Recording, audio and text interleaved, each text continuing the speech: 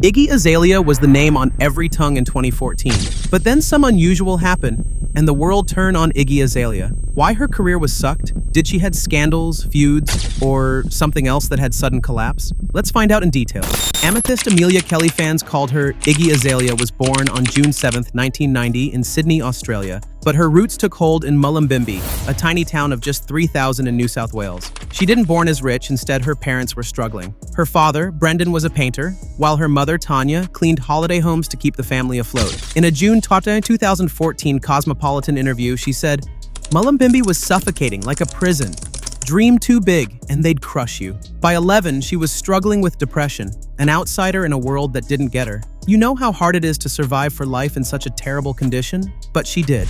Then she found Tupac Shakur's Baby Don't Cry. Hip-hop's raw pulse became her escape. At 14, she determined to rap. In a Guardian interview on May 15, 2014, Iggy revealed that she begged her mom for $200 to hit a studio, saying, "I told her, I need this, or I'm done for." You know, her mom, after seeing her excitement and confidence, gave her the cash. Amethyst recorded demos, but Australia's hip-hop scene was barely a blip. She hit rap battles, sent tracks to labels, but got no love. She told The Guardian that nobody took a white girl from the outback seriously. At 15, she quit high school, taking over her mom's cleaning gigs to save for her shot. Then came July 15th, 2006, when Iggy Azalea boarded a one-way flight to Miami. She told her parents it was a holiday, but she wasn't coming back. In a December 2013 Complex interview, she admitted, "I had no family, no connects, just $3,000. I stayed in a cheap hotel, then crashed with strangers. I was surviving, day by day." To stay in the US on a tourist visa, she worked illegal jobs, cleaning, waitressing, cash in hand, and even ran gift card scams, selling empty cards for quick money. Desperate times, right? We are just discussing the struggle of Iggy, but no one, just Iggy, can still feel pain of her past. But at this time, I really salute to her unbeatable determination. But that's not enough. There's much more till end of this video. Let's continue. By March 2008, Miami's scene wasn't clicking. So Iggy moved to Houston to work with producer Mr. Lee, who'd spotted her MySpace demos back in 2005. He introduced her to Maurice Williams, aka Hefe Wine, a rapper who became her mentor and, problematically, her boyfriend. At 18, she was with a 33-year-old Hefe, who had her sign a management contract on April 2008. That deal would haunt her later. They made pop-leaning demos, but Iggy pushed back against the pop star mold. In an interview to Billboard on June 12, 2015, she expressed, "They wanted me to be Britney Spears. I was like, nah, I'm here for hip-hop." Did her compare with Britney was right? Mention in comment and now move further. On February 14, 2009, after a bitter breakup with Hefe, Iggy relocated to Atlanta. She linked with manager Shaw Pei and landed a sponsorship for Marvelous Enterprises on May 20, 2009. She learned to command a stage, dancing in heels, but sponsors kept saying, "You're white. You don't look like a rapper." Done with the pushback, she met producer Polo Da Don, known for Fergie's hits, in January 2010. He brought her to Los Angeles, connecting her with Dr. Dre and T.I., but Polo wanted pop, and they split on August 10, 2010. 5 years in America, and Iggy was still unsigned, grinding alone and still struggling to get fame in rap world. Iggy life was taking another important turn on 2011. Cute hip-hop, can you guess that? Okay, I revealed that. She started a YouTube channel, uploading raw freestyles, and crafted her mixtape Ignorant Art. On September 14, 2011, her track Feud hit, its bold video blowing up after Perez Hilton shared it. Iggy told XXL on March 5, 2012, "I wanted it gritty but sharp, like the best rap hits you in the chest." It racked up millions of views, making her the Australian baddie. By December 15, 2011, labels were circling, and Interscope's Jimmy Iovine reportedly called her the next Tupac. Hip-hop fans, I have collected all data with accurate dates so that you get exact information. On January 27, 2012, Iggy signed with Interscope and joined T.I.'s Grand Hustle management, but Interscope blocked T.I. from executive producing her debut album, The New Classic, leading Iggy to ditch Interscope on March 10, 2012. She told Hot 97 on July 10, 2012, "T.I. got my vision, The label execs didn't." On August 15, 2012, she signed with Island Def Jam and dropped her Glory EP, featuring T.I., Mike Posner, and B.O.B. Her spot on the XXL 2012 freshman class as the only female rapper locked in her rise. But trouble brewed. Rapper Azalea Banks praised Iggy on Twitter on October 19, 2011. "How sexy is Iggy Azalea?" Then rapidly accused her of copying her song on October 20th. Iggy clapped back on X, "It's not who did it first, It's who did it better. The feud ignited when Azalea slammed Iggy's Runaway Slave Master lyric from her August 30th, 2011 track, Dogs, on April 25, 2012, tweeting, "How can you endorse a white woman who trivializes my culture?" Iggy apologized on Hot 97 on April 26, 2012, saying, "I was young, chasing clout.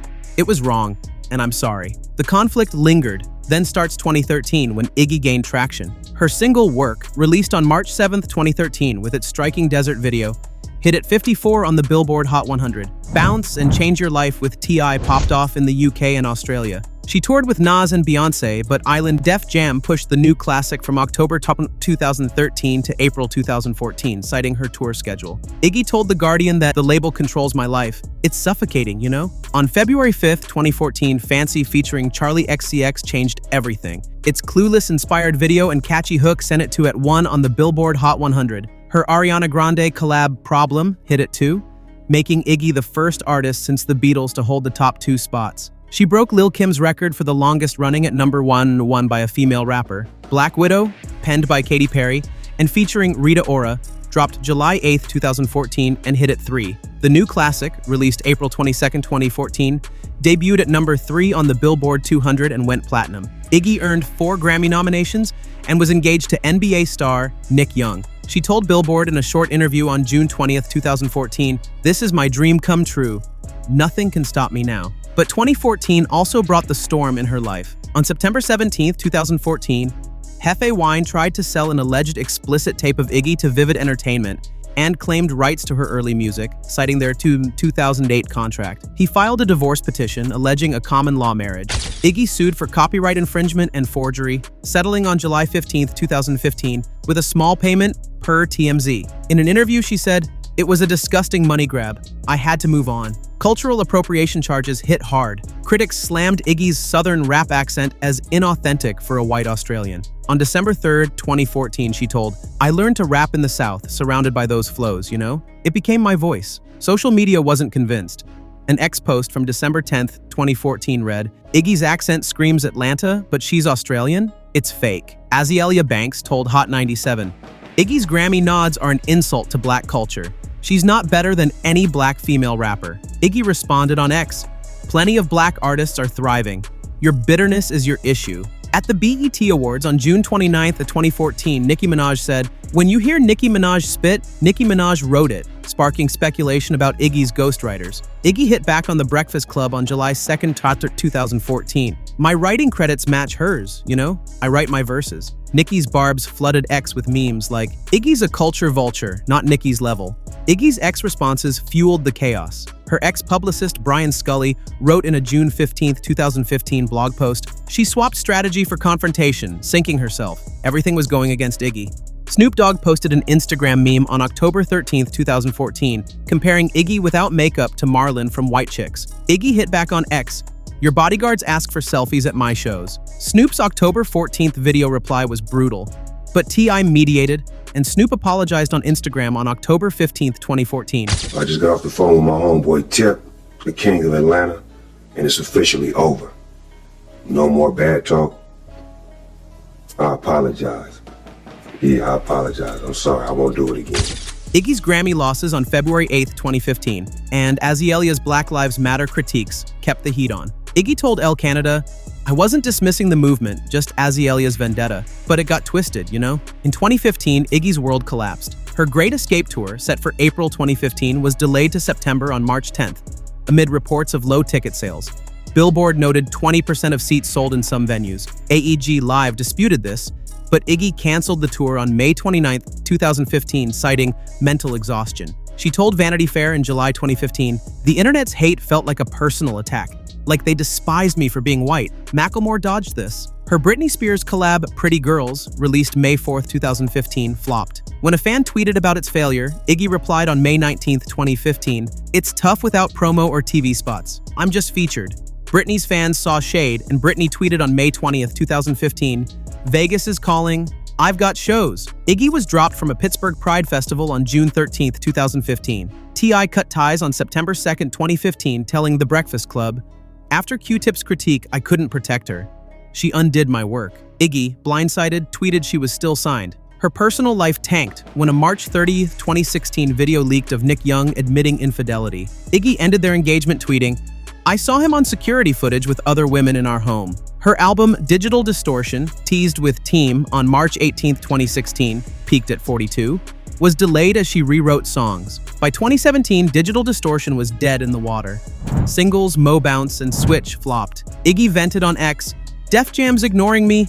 No idea when my album's out." A collab with Azalea Banks fell apart, and Def Jam shelved the album on November 7th, 2017. Iggy signed with Island Records, but her EP Survive the Summer, released August 3rd, 2018 with Cream featuring Tyga, underperformed. Her Bad Girls tour, planned with Cupcake and Megan Thee Stallion, was canceled on September 10th, 2018, over low ticket sales, according to Billboard. Iggy tweeted, "It wasn't my call." In 2019, Iggy still didn't lose hope, and she continued her struggle to alive her career again. She started independent, launching Bad Dreams Records with an Empire deal. Her album In My Defense, released July 19th, 2019, hit at 50 on the Billboard 200. T.I. stirred drama on August 20th, 2019, telling The Breakfast Club, "Iggy thought white fans were enough, ignoring black audiences. Big mistake." Iggy snapped back on X, "You had zero to do with the new classic. Stop claiming it." Iggy never stopped while replying her fellow rapper on X. Yeah, instead she kept X warm with her tasty replies.